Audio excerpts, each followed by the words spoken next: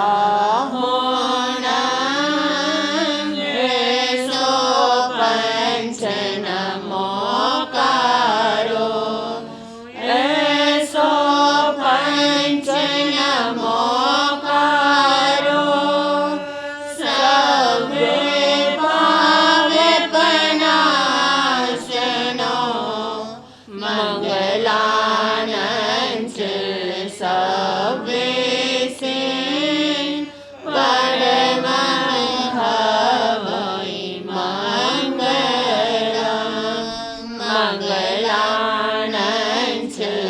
सर्वेसे परमं हवै मंगलम्।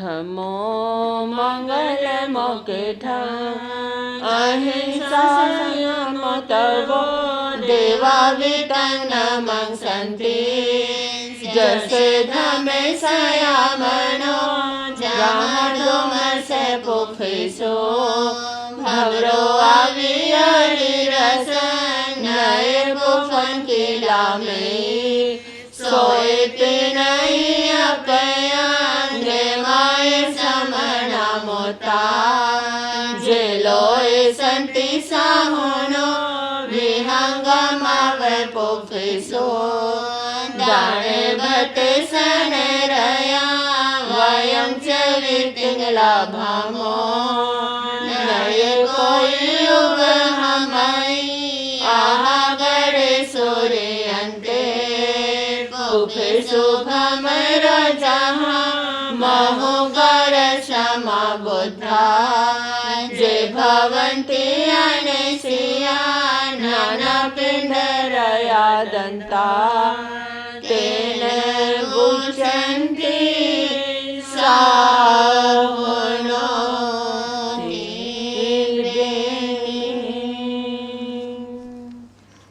बोलिए पंच परमेष्ठी भगवान की जय।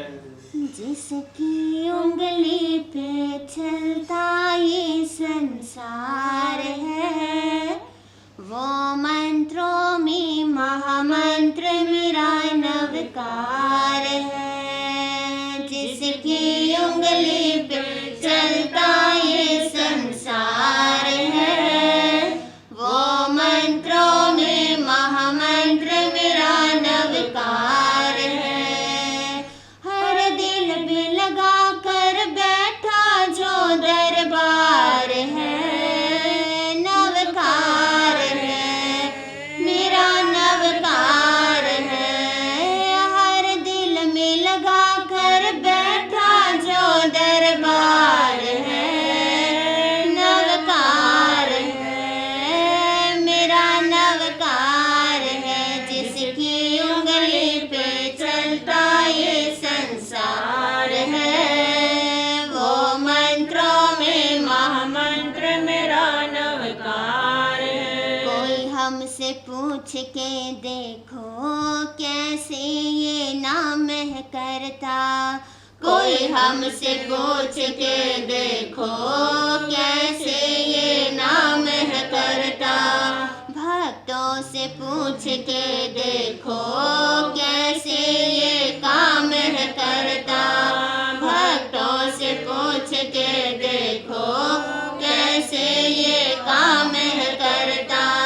महामंत्र शक्ति के आगे सब लाचार है नवकार है मेरा नवकार है।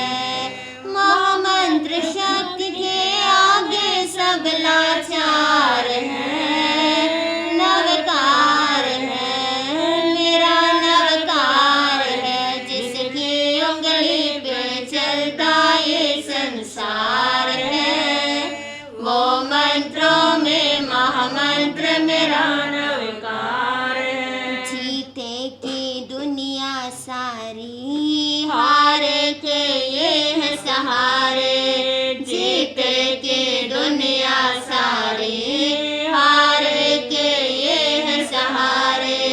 गिरते को आप उठाते ऐसे हैं मंत्र हमारे, गिरते को आप उठाते, ऐसे है मंत्र हमारे। जो कहलाते दुनिया में लखदातार है, नवकार है, मेरा नवकार है। जो कहलाते दुनिया में लखदातार है, नवकार है, मेरा नवकार है। जिसकी उंगली पे चलता ये संसार है, वो मंत्रों में महामंत्र मेरा नवकार है। दुनिया में मंत्र हजारों, पर ये है मेरे अपने। दुनिया में मंत्र हजारों, पर ये है मेरे अपने। दिल से ध्या के देखो, सच होते सारे सपने। दिल से ध्या के देखो, सच होते सारे सपने। बस इनके भरोसे मेरी ये पतवार है, नवकार है, मेरा नवकार है। बस इनके भरोसे मेरी ये पतवार है, नवकार है, मेरा नवकार है। जिसकी उंगली पे चलता ये संसार है, वो मंत्रों में महामंत्र मेरा नवकार है। हर दिल में लगा कर बैठा जो दरबार है, नवकार है, मेरा नवकार है। जिसकी उंगली पे चलता ये संसार है, वो मंत्रों में महामंत्र मेरा नवकार है। बोलिए पंच परमेश्वरी भगवान की जय। गुरु की मूरत रहे ध्यान में, गुरु की मूरत रहे ध्यान में, गुरु के चरण बने पूजन। गुरु की वाणी महामंत्र है, गुरु की वाणी महामंत्र है। गुरु प्रसाद से प्रभु दर्शन, गुरु प्रसाद से प्रभु दर्शन। देवाधिदेव शासनीस प्रभु महावीर के चरणों में कोटि कोटि वंदन नमन। मेरी आस्था के आयाम, मेरी भावना के भगवान आचार्य सम्राट पूज्य श्री शिव मुनि जी महाराज साहब, मेरी आस्था के अमृत सिंधु कवि सम्राट पूज्य गुरुदेव श्री चंदन मुनि जी महाराज साहब, मम आराध्य ज्ञान प्रदाता आगम ज्ञाता उपाध्याय प्रवर पूज्य गुरुदेव श्री जितेंद्र मुनि जी महाराज साहब, मेरे जीवन की आधार, मेरे जीवन की सर्वस्व, मुझे संसार रूपी सर्कल से निकालकर धर्म रूपी सिंहासन प्रदान करने वाली ऐसी अनंत उपकारी शासन चंद्रिका गुरनी मैया श्री विजेंद्र कुमारी जी महाराज साहब के पावन पवित्र श्री चरणों में हृदय की अनंत अनंत आस्था के साथ हर पल वंदन, हर पल नमन। धर्म सभागार में सम उपस्थित सभी भाग्यशालियों, सभी पुण्यवानों,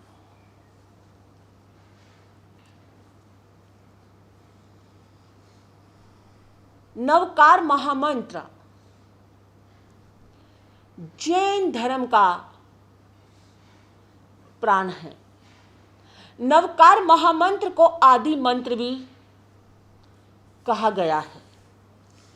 जैन धर्म की चाहे कितनी भी संप्रदाय क्यों ना हो, लेकिन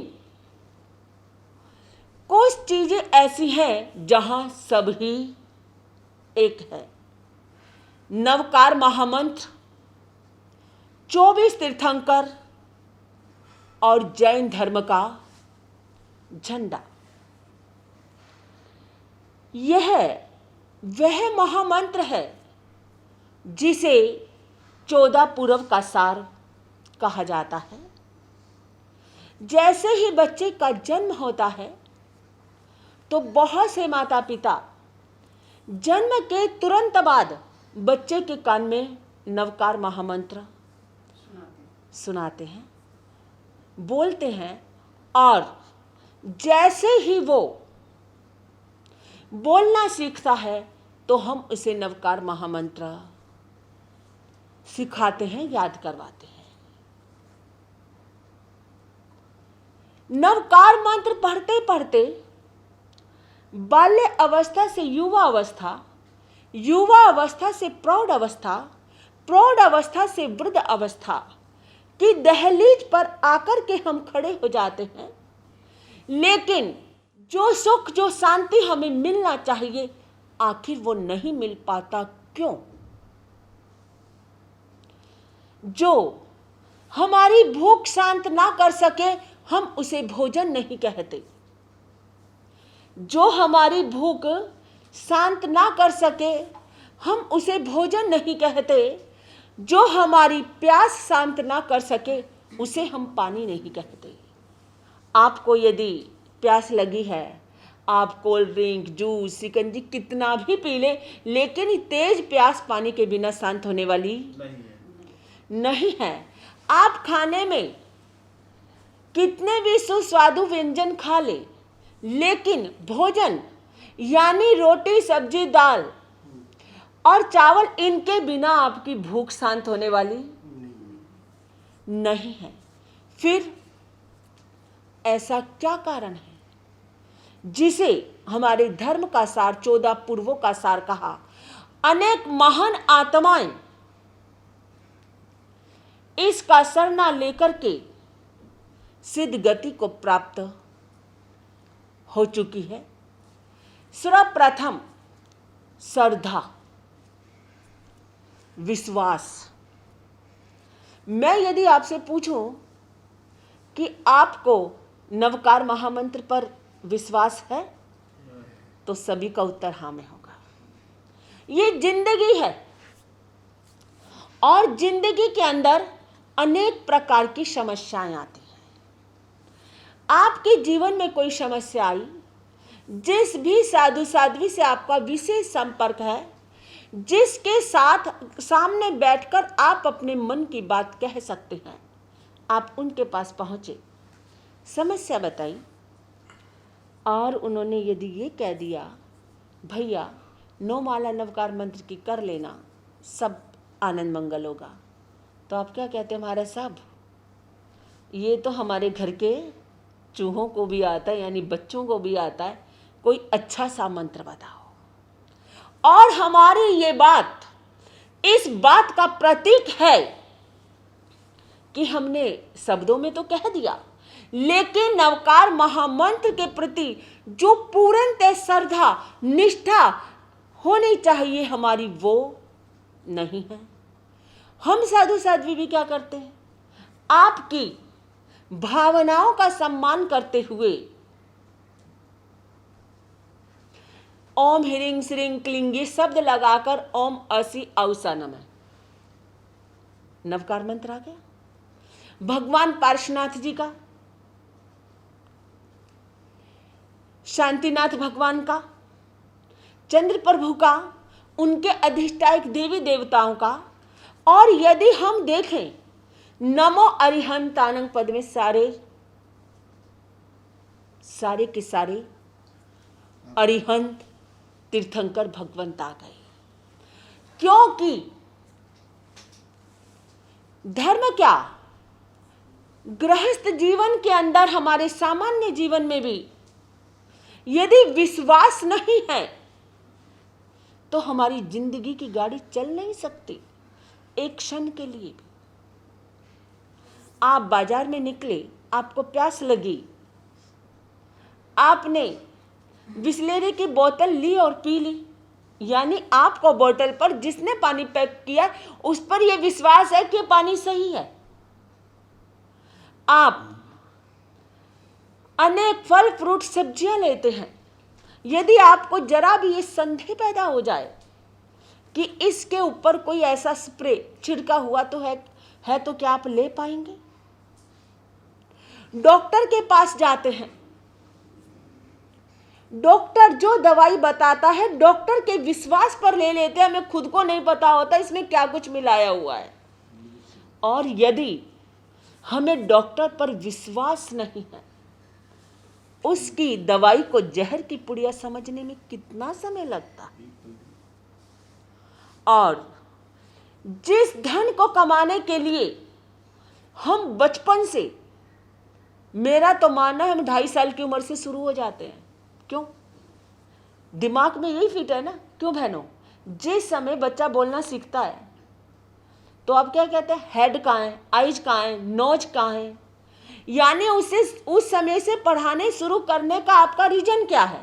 ये इसकी पढ़ाई जितनी अच्छी होगी, जितना इंटेलिजेंट होगा, ये उतनी ही कमाई अच्छी करेगा, चाहे वो व्यापार में जाए चाहे वो सर्विस में जाए, क्योंकि आज दोनों ही फील्ड में एजुकेशन की जरूरत है। पहले का जमाना था कि 8, 10, 5, 7 पढ़ करके व्यापार संभाल लिया करते थे, लेकिन अब वो समय नहीं है।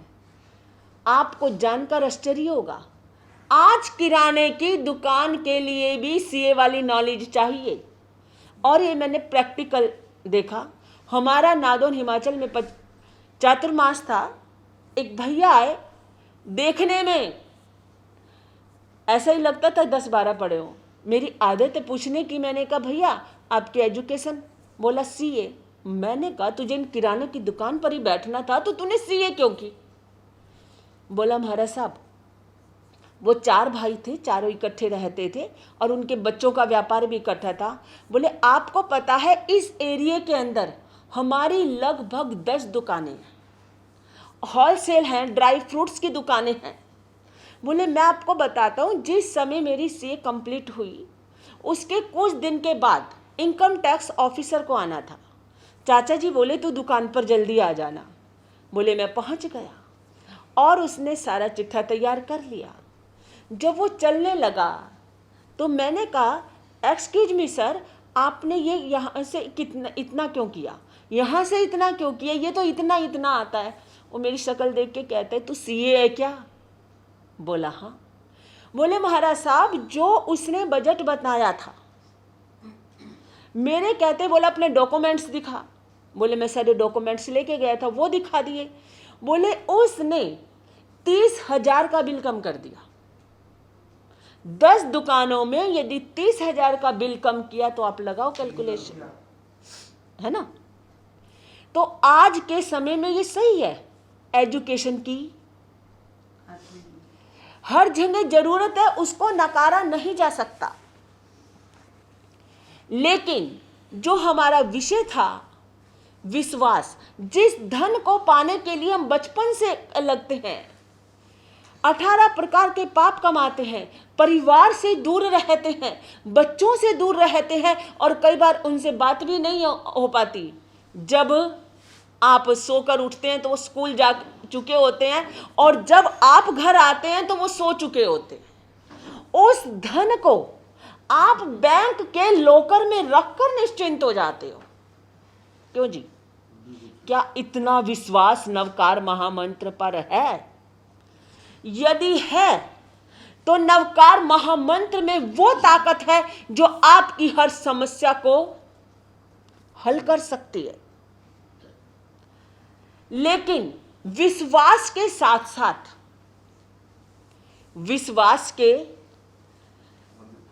साथ कुछ चीजें भी जरूरी हैं।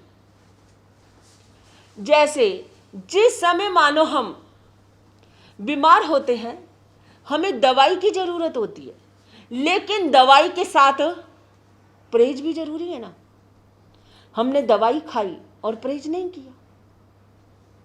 जैसे आपने शुगर की मेडिसिन तो ली, लेकिन आपने मीठा खाना बंद नहीं किया। बहुत से कहते हैं महाराज साहब मीठा खाना तो बंद कर दिया, शुगर नहीं घट रही। शुगर माइंड से होती है, टेंशन से होती है, ओनली मीठा खाने से नहीं होती है। जिस प्रकार दवाई के साथ परहेज जरूरी है, इसी प्रकार से नवकार महामंत्र के साथ भी कुछ चीजों की जानकारी होनी जरूरी है। तो हम इस विषय पर चर्चा करते हैं। सर्वप्रथम नवकार मंत्र का उच्चारण। नवकार मंत्र का उच्चारण होना, शुद्ध उच्चारण होना सबसे ज्यादा जरूरी है। जैसे आज मोबाइल्स का जमाना है, 10 अंक में से 1 अंक भी यदि मिस हो जाए तो कांटेक्ट होगा? नहीं होगा ना। सामान्य सी चीज का कांटेक्ट नहीं होगा। यदि हमारा उच्चारण नमो अरिहंतानं का नवकार मंत्र का शुद्ध नहीं है तो, क्योंकि नवकार महामंत्र के 35 अक्षर हैं, 35,000 देवी देवताओं का वास है। हमारा उच्चारण शुद्ध ना होने से नवकार महामंत्र का से हमारा सीधा डायरेक्ट कनेक्शन नहीं हो सकता। क्योंकि आपके टच स्क्रीन मोबाइल में यदि गलती से आपका हाथ इधर से उधर लग जाता है तो कुछ ना कुछ गड़बड़ हो जाती है। इसके लिए मैं आपको एक छोटी सी कथा सुनाती हूं। पहले का जमाना था, सेठ साहूकार जब व्यापार के लिए जाया करते थे, पूरे काफिले के साथ जाते थे, जंगल के रास्ते से होकर के गुजरा करते थे। एक बार जिनदत्त सेठ अपने साथियों के साथ व्यापार के लिए चले। जंगल के रास्ते में उन्हें कुछ 4-5 डाकू मिल गए। उन्होंने देखा इनका काफिला तो बहुत बड़ा है, 500 बंदा है, हमें 4 जने इनके सोने का इंतजार करते हैं। अब जब सब खा पी लिया सबने और सब सोने जैसी स्थिति में हुए, जिनदत्त सेठ उठे, उन्होंने नवकार महामंत्र पढ़ा और अपने जितने भी उनके साथी सो रहे थे पूरे ऐसे गोलाकार में, उन्होंने 3 चक्र लगाए, नवकार मंत्र पढ़ा और आकर अपनी जगह पर सो गए। अब चोर मध्य रात्रि का इंतजार करते हैं। आज भी देखो जितनी भी ऐसी चीजें होती है 12 से 3 के पीरियड में होती है। अब जैसे ही उठे उन्होंने देखा, अरे 5 घुड़सवार हाथ में तलवार लेकर के पहरा दे रहे हैं और एक है जिसके की सिर नहीं है, धड़ है, लेकिन उसके हाथ में भी तलवार है। अब उन्होंने देखा, ऐसे करते करते 1 दिन 2 दिन 3 दिन, बोले कमाल है, ये सेठ है कोई जादूगर है भाई। दिन में तो इसकी सेना दिखाई नहीं देती और जैसे ही रात्रि होती है वैसे ही ये लोग सोते हैं और वो सेना प्रकट हो जाती है। जब उसे 3 दिन हो गए तो सेठ जी के पास आया वो और कहने लगा, सेठ जी मैं चोर हूं, 3 दिन से मैं आपके साथ, आप कोई जादू जानते हैं क्या? बोले नहीं। बोले तुमने ऐसे कैसे कहा? बोले दिन में आपकी सेना दिखाई नहीं देती है, आपकी सेना दिखाई नहीं देती है। जैसे ही आप 3 चक्र काटते हैं उसके कुछ घंटों के बाद जैसे ही सब सो जाते हैं, मध्य रात्रि हो जाती है, तो उस समय 5 सैनिक और उनमें से 1 सैनिक का सिर नहीं है। सेठ जी समझ गए, मैं पंच परमेष्टि नवकार मंत्र के 5 पदों में 35 अक्षर और 35,000 देवी देवताओं का वास है। वो पंच परमेष्टि की शरण लेकर सोते थे, पंच परमेष्टि की शरण लेकर सोते थे कि उनके अधिष्ठायक देवी देवता हमारी रक्षा, हम सबकी रक्षा करें। बोले ठीक है, आज की रात भी देखना। उन्होंने नवकार महामंत्र पढ़ा और ध्यान दिया तो उन्हें समझ में आया कि मेरा उच्चारण थोड़ा सा असुदय। कई बार हमें खुद को पता होता है, हम लापरवाही से पढ़ते हैं, हम ध्यान नहीं देते तो समझ में नहीं आता। अब अगले दिन प्रातःकाल हुआ, फिर वो डाकुओं का सरदार पहुंच गया। बोले आज, बोले जी आज तो कोई बिना सिर वाला नहीं था, पांचों के पांचों ठीक थे। बोले आप ऐसा कौन सा मंत्र जानते हैं? बोले हमारा महामंत्र नवकार है, मैं उसकी ही शरण लेता हूं, ये है उच्चारण। पहला ली जानकारी उच्चारण। दूसरा स्थान। हम नवकार महामंत्र को बैठ करके पढ़ते कहाँ हैं? हमारे बहुत सारे भाई बहन ऐसे भी हैं जो क्या करते हैं, रात को सोते समय पढ़ते हैं, बेड पर बैठ करके पढ़ते हैं और सुबह उठकर भी बेड पर बैठकर पढ़ते हैं। थोड़ा सा विचार कीजिए, बेड किसी भी दृष्टि से शुद्ध नहीं है। जिस बेड पर पति पत्नी सोते हैं सांसारिक क्रिया होती है। घर में यदि छोटा बच्चा है, तो वो सुसु पोटी करेगा। आप कितना भी सावधानी बरत लें, कितनी भी सावधानी बरत लें, आप क्या करोगी बहनों? उसकी चद्दर चेंज कर दोगी। ज़्यादा से ज़्यादा गंदा होगा, गीले कपड़े से लेकर के गद्दे को साफ कर दोगी, गद्दे की साइड बदल दोगी। जो भी नवकार महामंत्र डबल बेड पर बैठकर के पढ़ते हैं, उनके मन में एक बेचैनी रहती है। उनके मन में एक बेचैनी रहती है, क्योंकि स्थान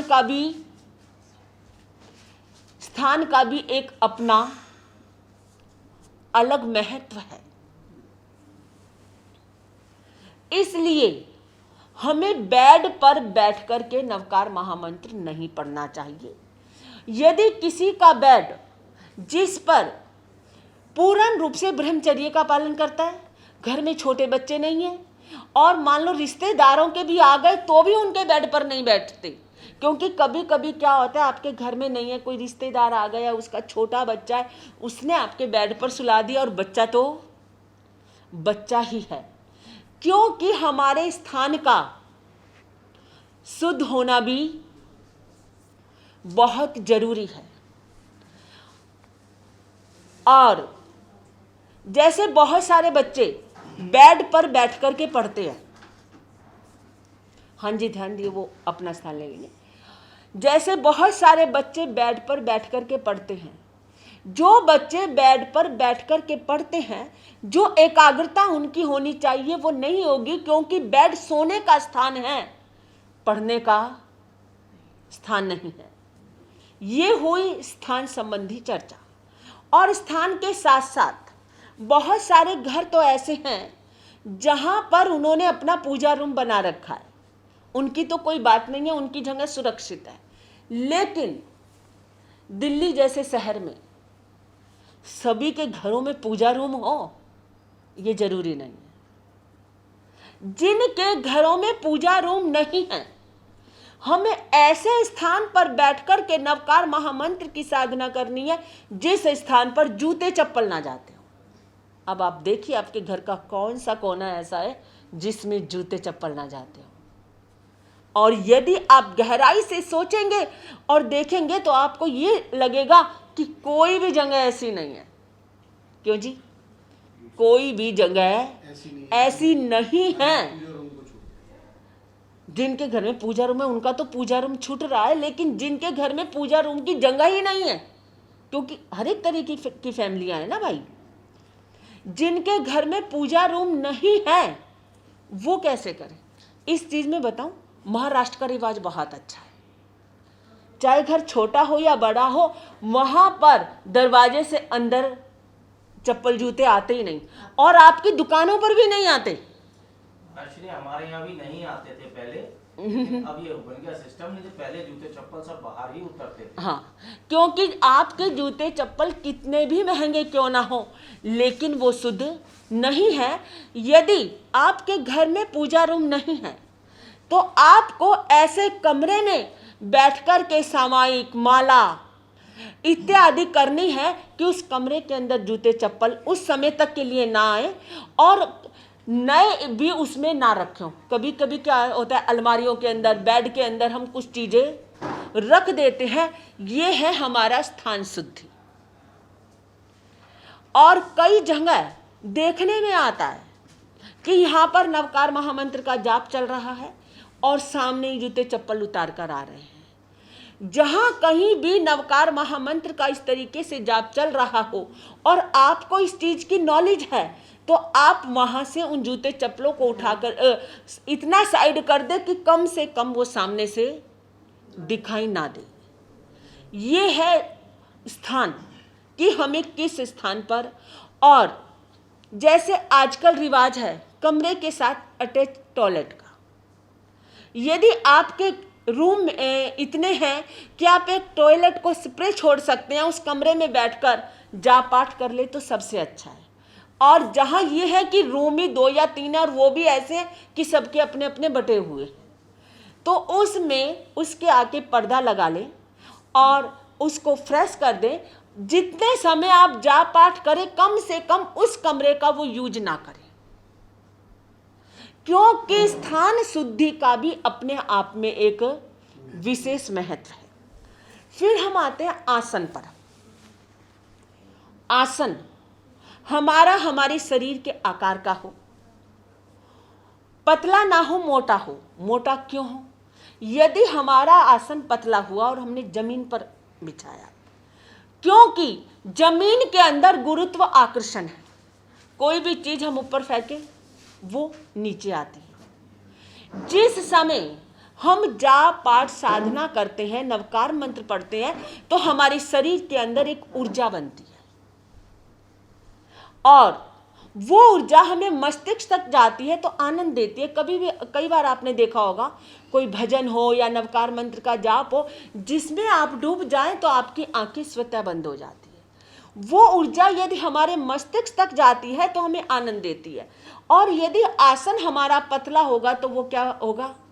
जमीन सोख लेगी, वो सारे का सारा जमीन सोख लेगी। क्योंकि आपने कभी भी एक चीज देखी हो, साधु साध्वी संत किसी भी धर्म का हो, योगा करने वाले, ये या तो आपको पट्टे पे मिलेंगे या चटाई पे मिलेंगे या इनके नीचे आसन होगा। ये कभी भी खाली जमीन में नहीं बैठेंगे, कभी भी खाली जमीन में नहीं बैठेंगे। हाँ, और आपको एक बात और बताती हूँ। जैसे आप स्थानक मंदिरों में जाते हो, आप क्या करते हो? वहीं के आसन लेते हो और बैठ जाते हो। जैसे अपने शरीर के छोटे कपड़े आप किसी के साथ शेयर नहीं करते, चाहे किसी से कितना भी प्यार। बड़े कपड़े भले ही शेयर कर ले जरूरत पड़ने पर, क्यों नहीं करते? क्योंकि हर एक व्यक्ति के शरीर की वाइब्रेशन अलग अलग होती है, ठीक है ना। इसी प्रकार से यदि हम दूसरा आसन यूज करते हैं जो जिस व्यक्ति ने बिछाया है, तो उसका भी जो पहले बैठा उसकी वाइब्रेशन, खाली वैसे जाओ आप तो अलग बात है। जाप पाठ के लिए जैसे हमारे शरीर के छोटे कपड़े अलग होने जरूरी हैं, इसी प्रकार से हमारा आसन हमारा अपना हो। कई बार बहुत से कहते हैं महाराज हम वाइब्रेशन को नहीं मानते। मैंने कहा नहीं मानते, कोई बात नहीं। कभी हॉस्पिटल में गए हो, कई बार किसी बीमार के साथ या खुद की बीमारी में, 1 दिन 2 दिन 3 दिन रहकर जब आप आते हो तो एकदम ऐसा लगता है घर में जैसे कि कहीं स्वर्ग में आ गए। क्यों?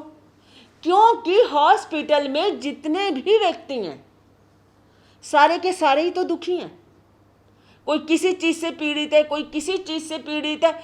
आपको बाद में ना महसूस हो, लेकिन हॉस्पिटल से आने के तुरंत बाद कुछ घंटों तक आपकी वो फीलिंग रहती है। इसलिए हमारा जो आसन है वो आसन हमारा अपना होना चाहिए।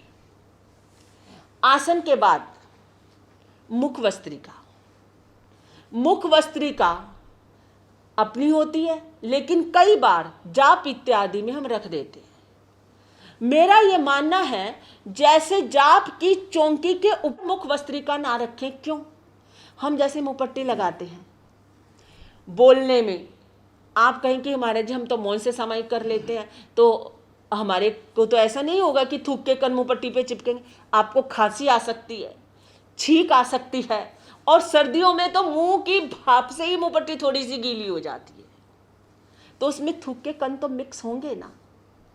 इसलिए कभी भी जाप की चौकी के ऊपर ना रख के बराबर के अंदर कोई भी वॉल, डिब्बा या कुछ भी ऐसा रख दे जिस पर कि आप मुंह पट्टी रखें। फिर माला, माला में अब तो थोड़ा कम हो गया लेकिन कुछ हद तक अभी भी है, हम प्लास्टिक की माला का यूज करते हैं, और प्लास्टिक केमिकल है। किसी भी जाप पाठ साधना के अंदर प्लास्टिक की माला यूज नहीं करनी चाहिए। आप किसी भी सन्यासी को, योगी को, संत को देखो, उनके हाथ में प्लास्टिक की माला नहीं मिलेगी आपको। सूत के धागे की माला, चंदन की, लकड़ी की, तुलसी की लकड़ी की माला भी यूज की जा सकती है। उसके अलावा क्रिस्टल या पत्थर, उनकी माला हम यूज कर सकते हैं। और कई बार क्या, हम माला तो यूज करते हैं लेकिन माला को ये देखते नहीं है कि हमें फेरते हुए कितना समय हो गया, कहीं उसका धागा तो कमजोर नहीं हो गया। और जब माला फेरते फेरते अचानक से माला टूट जाती है तो कई बार मन में वहम आ जाता है। ये क्वेश्चन मेरे से कई बहनों ने किया है कई बार, महाराज साहब आज माला टूट गई, कुछ होगा तो नहीं। मैंने कहा कितने दिन हो गए थे माला पिरोए? महाराज जी कई साल हो गए थे। कभी कभी फिरते। भाई जिस चीज को यूज करोगे और तुम देखोगे नहीं तो वो तो टूटेगी ना। यदि आप डेली रूटीन में माला फेरते हैं तो उसको माला फेरते समय देख लें, क्योंकि वो ऊपर की साइड से धागा पतला होना शुरू होता है। उससे दो फायदे होंगे। माला अचानक में टूटती है तो ना चाहते हुए भी मोतियां ज्यादातर कम हो जाते हैं। यदि आप समय से पहले देखेंगे, ना माला टूटेगी और ना आपके मोती कम होंगे। दूसरा, कभी कभी हमने माला ली और ऐसे ही छोड़ दी, उससे माला के जो दाने हैं वो क्रैक हो जाते हैं, जिसे हम कह सकते हैं कि खंडित हो जाते हैं। और खंडित माला से यदि हम जाप करते हैं, माला फेरते हैं, तो वो व्यक्ति के क्रोध की मात्रा को बढ़ा देती है। व्यक्ति के क्रोध की मात्रा को बढ़ा देती है। इसलिए हमें माला फेरने से पहले अपनी माला को चेक कर लेना चाहिए, क्या इसका कोई दाना क्रैक तो नहीं है। अब स्थान हो गया, माला हो गई, मुख वस्त्रिका। और हाँ, माला भी कई बार हम क्या करते हैं, सीधा आसन लिया, किताबों के ऊपर ऐसे ही रख दी। माला कभी भी हमें ऐसे नहीं रखनी चाहिए। कोई भी छोटी सी डिब्बी हो, पाउच हो, आप हमारी बहनों के पास आर्टिफिशियल जेवरों के लिए भी छोटी छोटी डिब्बी और बहुत छोटे छोटे सुंदर सुंदर पाउच होते हैं, लेकिन कई बार मैंने देखा है मालाओं को ऐसे ही रख देते हैं। और माला फेरते समय कभी भी माला पैरों पे या घुटनों पे नहीं लगनी चाहिए। कभी कभी माला फेरते समय हम क्या करते हैं कि कोई बच्चा रो रहा है, कोई बच्चा रो रहा है तो हमने क्या किया, उसको अपनी माला दी। और बच्चा तो बच्चा है, वो क्या करेगा, माला से खेलने लग जाएगा। और उसके खेलते खेलते वो माला टूट जाती है। और हमारी कुछ बहनें क्या करती हैं, जो समझदार होती है तो वो इकट्ठा करके ले जाती है कि मैं प्रो के दे जाऊंगी, लेकिन ऐसी समझदार बहुत कम होती हैं। वो दाने इकट्ठे करती हैं और जो माला की जाप की चौकी है ना, उसी में रख करके चली जाती है। घर में आपकी रिस्पॉन्सिबिलिटी है, धर्म स्थान में आप आए हैं और कुछ नहीं करते, जो आपके बच्चे से माला टूटी है कम से कम उसको सही करके रखना आपका कर्तव्य है। आपको रखनी चाहिए। और बच्चों को खिलौनों की तरह माला देनी ही नहीं चाहिए।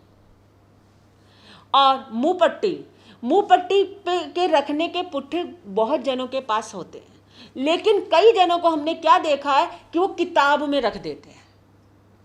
अनापूर्वी में रख दिया, मंगलवाणी हुई, कोई पाठ करने की बुक हुई, उसके अंदर रख दिया, तो हमें उसके अंदर क्यों, मैंने पहले कहा कि थूक के कण लगने से, खांसी, चीख इत्यादि आने से हमारी मुपट्टी झूठी हो जाती है।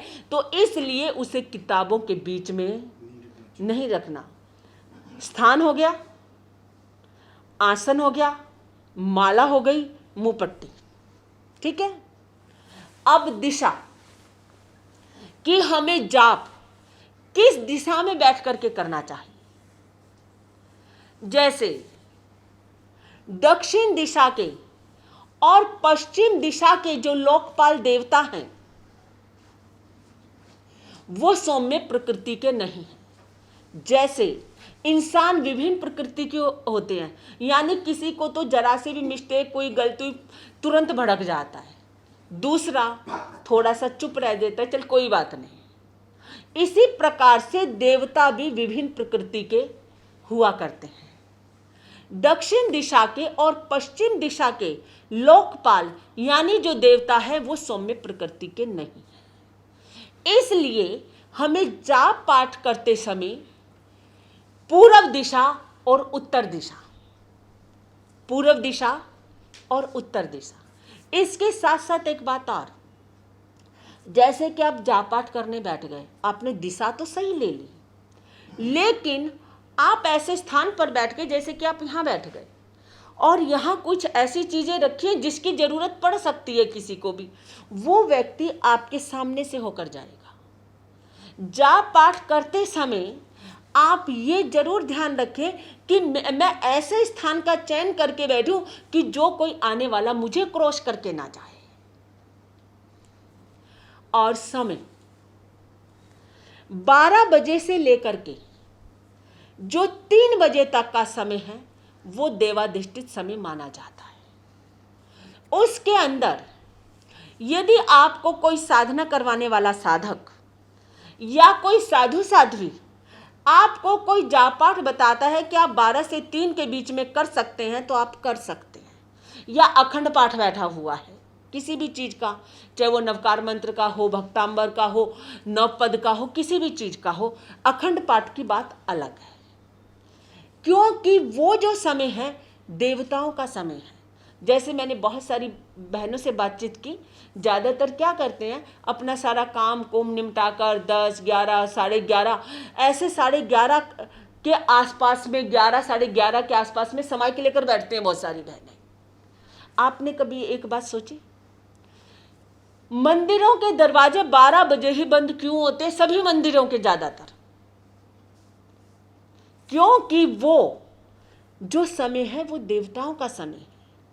और महासाध्वी श्री बल्लभवती जी महाराज साहब करमपुरा में स्थिरावास में थे, वहाँ बराबर में ही मंदिर है। एक प्रधान की मिसेज थी, उसका अक्सर 11:30, पौने 12, 12, 11:30 और 12 के बीच में ही आना होता था।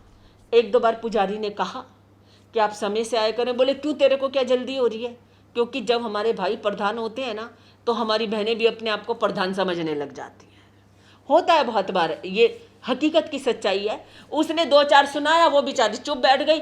वो जब आते तो वो साइड में बैठ जाता, जब ये जाएगी मुझे तो बंद करना है, कर दूंगा, नहीं मानना तो नहीं मानना। एक दिन क्या हुआ, वो अपने रूटीन के हिसाब से आई 12 बजे के आसपास, और उसने मंदिर में आकर के जैसे ही नवकार मंत्र पढ़ना शुरू किया, उसे ऐसे लगा मुझे पीछे से ना किसी ने लात मारी है। अब देखा आसपास कुछ नहीं, सोचा मेरे मन का वहम होगा। उसने फिर जो से मंत्र वगैरह पढ़ने थे, जो भी स्वाध्याय बोलना था अपना, फिर बोलना शुरू किया। तो एकदम उसको इतनी जोर की धक्का लगा कि वो मुंह के बल जा करके गिर। एकदम डर गई, चारों तरफ देखा, पुजारी से पूछा कोई आया था? बोले नहीं, यहाँ तो कोई नहीं आया। वो डरी सहमी महाराज श्री जी के पास गई और बोले महाराज श्री जी मेरे पास ने मेरे से आतना आज ऐसे ऐसे हुआ। बोले बहन टाइम बताना क्या हुआ है? बोली 12:30। बोले ये टाइम है तेरा मंदिर आने का, ये टाइम है तेरा जाप करने का, ये देवताओं का समय है, ये देवताओं का समय है। इसलिए हमें इन चीजों का ध्यान रखना आवश्यक है। यदि हम इन सब चीजों का ध्यान रख के नवकार महामंत्र की साधना करते हैं, नवकार महामंत्र की आराधना करते हैं, तो आज भी नवकार महामंत्र में उतनी शक्ति है। आप घर से निकलने से पहले नवकार महामंत्र पढ़ करके जाएं, उससे रक्षा कवच बना करके जाएं।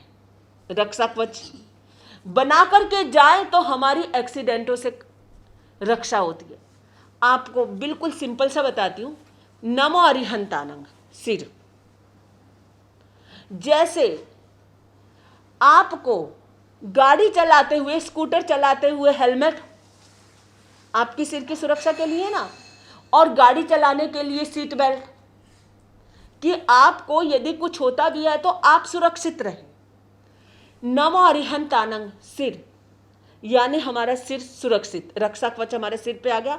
नमो सिद्धानंग, सिर से लेकर गर्दन तक। नमो आयर्यानंग, गर्दन से लेकर नाभि तक, आगे पीछे का हिस्सा। नमो उवझायनंग, हाथ। नमो लोय सभ्य साहुनंग, नाभि से लेकर के पैरों तक।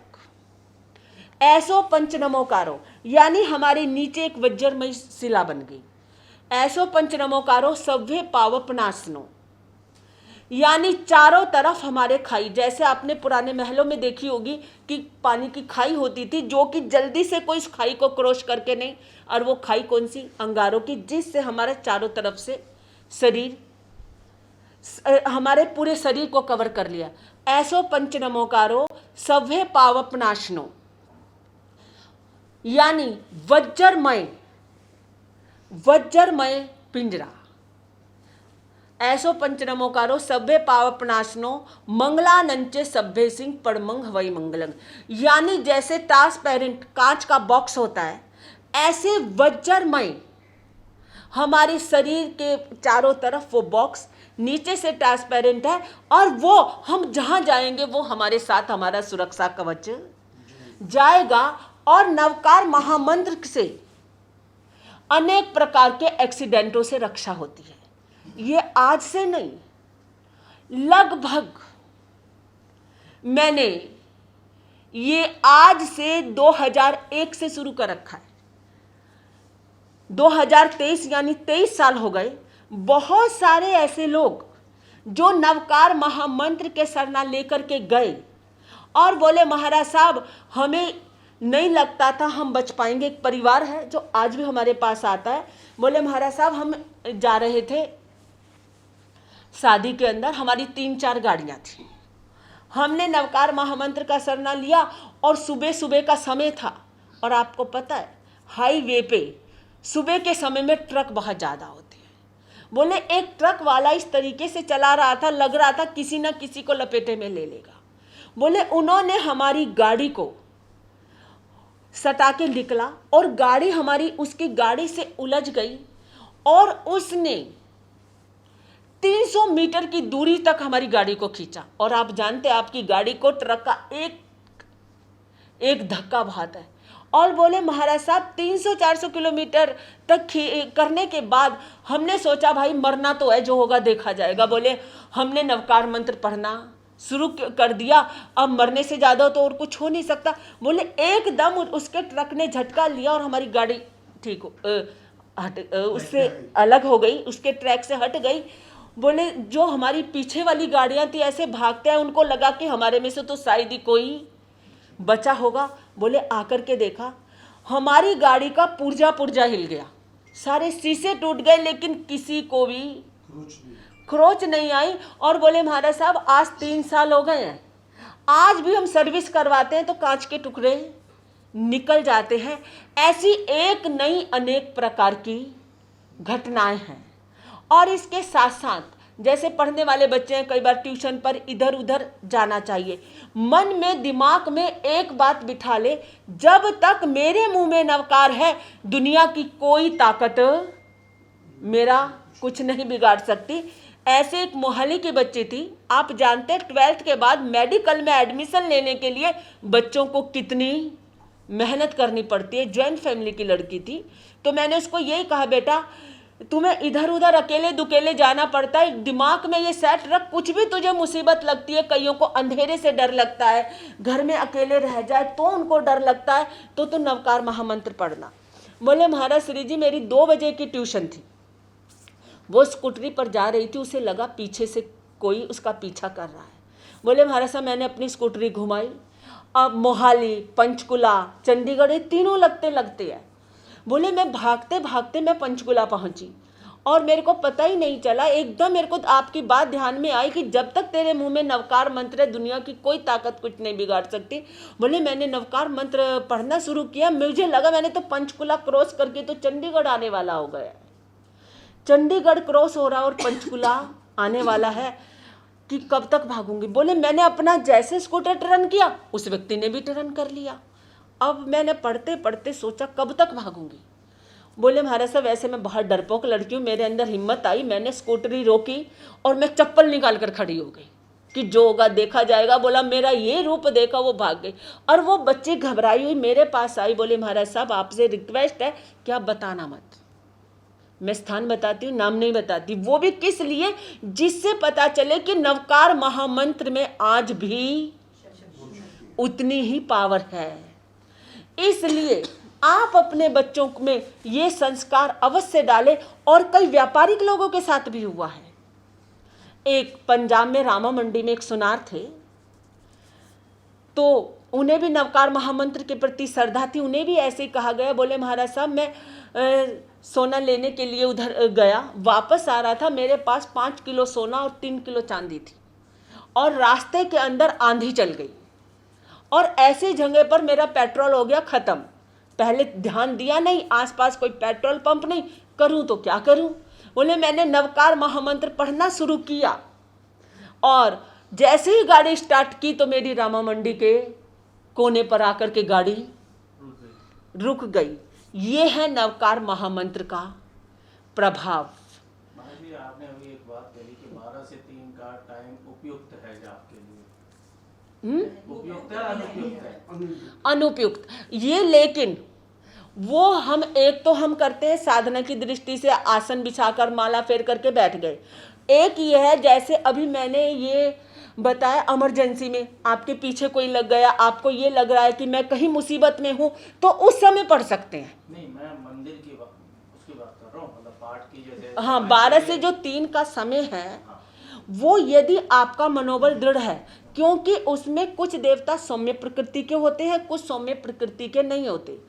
कई बार कुछ सामने आ जाते हैं, आप यदि भयभीत हो जाते हैं तो कई बार परेशानी हो जाती है। या आपका मनोबल इतना है कि कोई भी सामने आ जाए हम अपने आसन से और अपने जाप से हिलेंगे नहीं। दूसरा कारण है, जैसे हम मान लो तैयारे गए, महावीर जी गए जी, और हम पहुंचे वहाँ पर 12 बजे 12:30 बजे, और मन के भाव ये है कि भाई पहले मंदिर में दर्शन करें और उसके बाद हम खाए पिए या बाकी और कार्य करें, तो उसमें क्या वो कलपता है या नहीं कलपता है? वैसे जो 12 बजे वाला समय है ना, वो मंदिरों के दर्शन करने का नहीं है, क्योंकि वहाँ मंदिर 24 खुले रहते हैं। हाँ पूरा दिन वहाँ बंद नहीं होते 12 बजे द्वारा।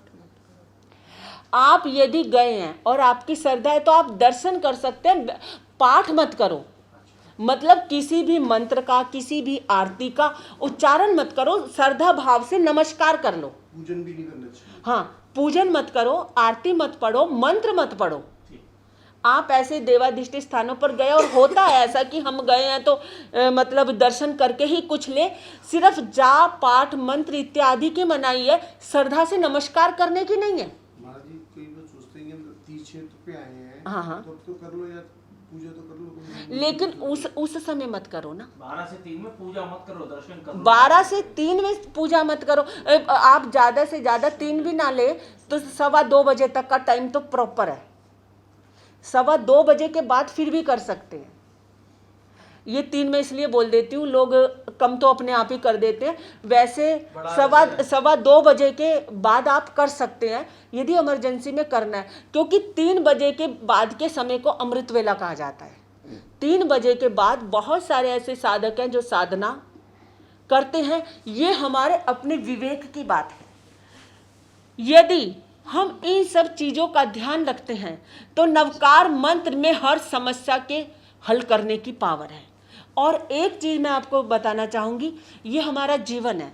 कई बार हमें पारिवारिक, कई बार सामाजिक और कई बार देश से संबंधित कुछ घटनाएं या कुछ समस्याएं हमारी ज़िंदगी में आ जाती हैं। यदि कोई सामूहिक पारिवारिक कष्ट आ जाता है, यदि हम एक समय में ही जाप करते हैं, बैठ कर के परिवार के जितने सदस्य एक समय निश्चित कर लें, चाहे वो मतलब रात्रि का हो, लेकिन टाइम कैसा हो कि 10:30 बजे से पहले पहले का हो, और 10:30 बजे से पहले का हो, और दिन का हो तो 11:30 बजे से पहले का हो। 11:30 बजे से लेके 2-2:15 बजे तक का टाइम जो दिन और रात्रि का, इस समय को छोड़ना आवश्यक है।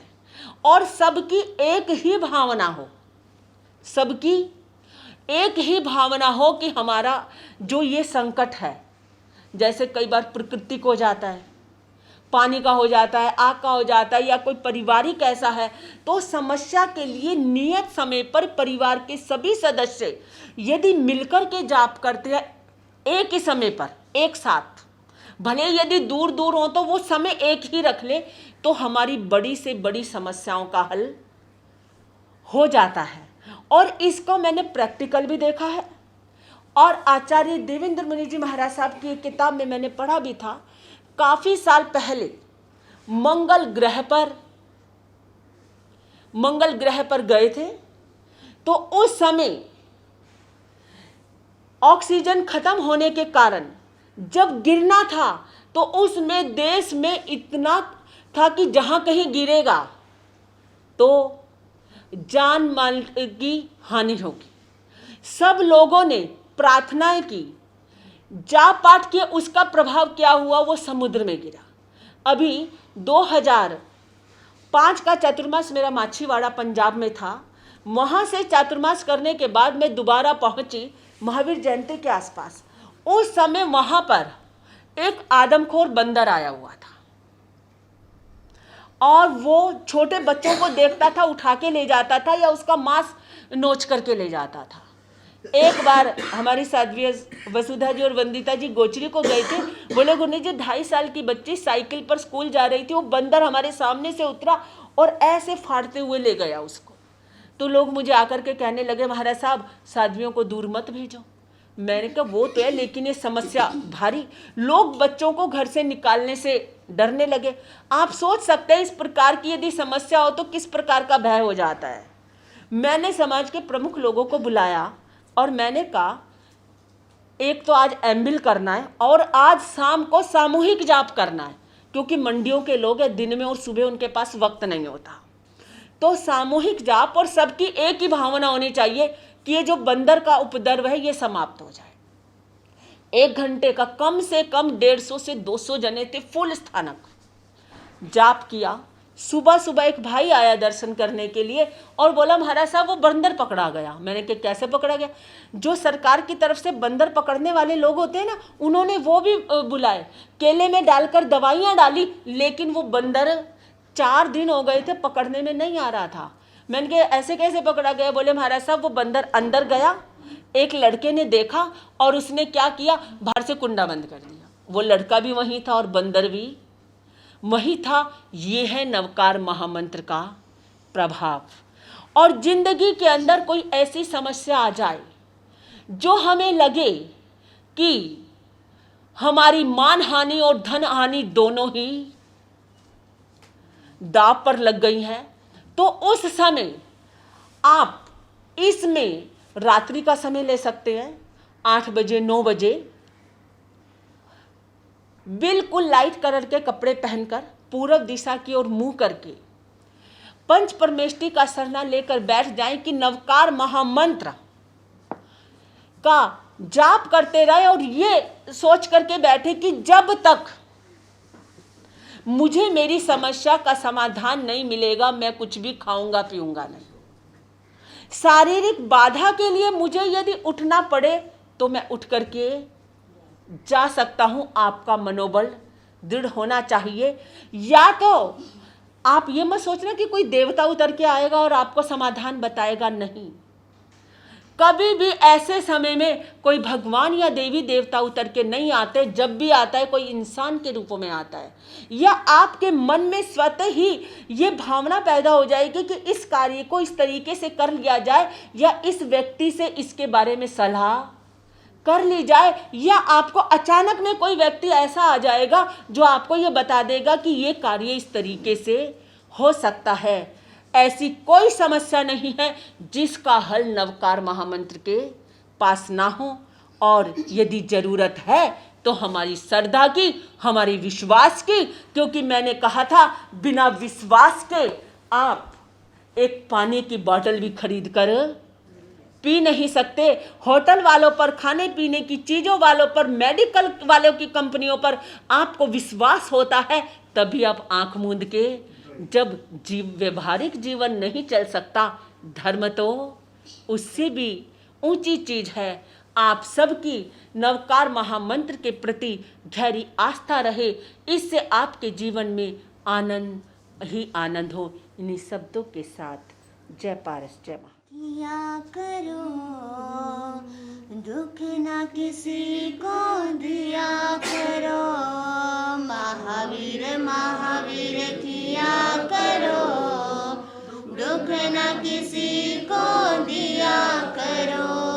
जो दुनिया का मालिक है, जो दुनिया का मालिक है, नाम उसी का लिया करो, महावीर महावीर किया करो, दुख न किसी को दिया करो, महावीर महावीर किया करो, दुख न किसी को दिया करो। जो दुनिया का मालिक है, जो दुनिया का मालिक है, नाम उसी का लिया करो, महावीर महावीर किया करो, दुख न किसी को दिया करो। बोलिए भगवान महावीर स्वामी। आचार्य श्री शिव मुनि जी महाराज की, चमत्कारी महापौर स्वामी श्री रूपचंद जी महाराज की, कवि सम्राट पूज्य गुरुदेव श्री चंदन मुनि जी महाराज, आगम ज्ञाता उपाध्याय प्रवर पूज्य गुरुदेव श्री जितेंद्र मुनि जी महाराज की, साध्वी शिरोमणि महासाध्वी श्री पन्ना देई जी महाराज की, जिन शासन ज्योति महासाध्वी गुरनी मैया श्री प्रियावती जी महाराज की, शासन चंद्रिका गुरनी मैया श्री विजेंद्र कुमारी जी महाराज की, दक्षिण सूर्या उपप्रवर्तनी श्री निधि ज्योति जी महाराज की, वात्सल्यवारिधि उपप्रवर्तनी गुरनी मैया श्री मंजुल ज्योति जी महाराज की, साधु संतों की जय, जैन धर्म की जय हो। अब सभी मंगल पाठ सुनेंगे। आज का पचकान, आज का पचकान है कि सभी को मोबाइल देखते समय खाना नहीं खाना। यदि कोई इमरजेंसी कॉल आ जाए तो अलग बात है, उसे आप कम शब्दों में सुन सकते हैं। खाना खाते समय मोबाइल प्रयोग नहीं करना। अरिहंत भगवान की आज्ञा से, गुरु की साक्षी से, तस भंते परिक्रमा में, निंदा में, गृहा में, त्याग बोशा में, चैता भारंग वाशंग चक्रवर्ती महिडियो संति संति कर लोए पत्तो गई मण तरंग, अंगुष्टे अमृत बसे लब्धि तना भंडार, जय गुरु गौतम सुमरिये वांछित फलदातार, श्री चितारे मंगलम अरिहंता मंगलम सिद्धा मंगलम साहु मंगलम केवली पणंतो धमो मंगलम, चतारी लोगुत्तमा अरिहंता लोगुत्तमा सिद्धा लोगुत्तमा साहु लोगुत्तमा केवली पणंतो धम्मो लोगुत्तमा, चतारी शरणं पवज्जामि अरिहंता शरणं पवज्जामि, सिद्धा शरणं पवज्जामि साहु शरणं पवज्जामि, केवली पणंतं धम्मं शरणं पवज्जामि। पहला सरना रिहंत का, दूजे सिद्ध भगवान, तीजा सरना धर्म का, चौथे साधु निर्ग्रंथ, चार शरणे दुखरने सुख करने, और ने सरना कोई जो भव प्राणी करे आचरण अजर अमर। आज पहली बार निशांत भाई के घर में आना हुआ, लेकिन इनके परिवार को, इनको सबको देखकर ऐसा लगा जैसे पूर्व से ही परिचित से। बड़ा इन्होंने धर्म स्नेह दिया। आपका ये धर्म स्नेह ऐसे ही बना रहे। आपके घर परिवार में सुख समृद्धि एकता आनंद ही आनंद रहे। इन्हीं शब्दों के साथ जय महावीरा।